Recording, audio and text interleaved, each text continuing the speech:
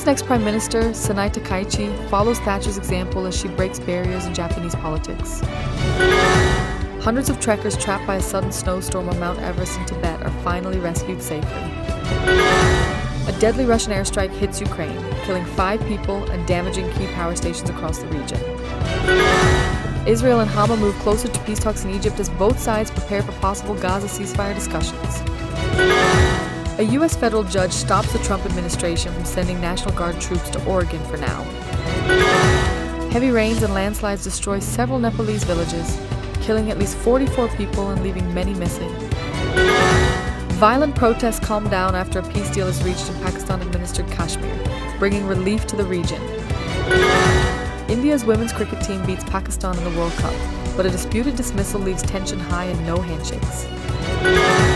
New Zealand agrees to pay Samoa $3.6 million for a Navy ship that sank near its shores last year.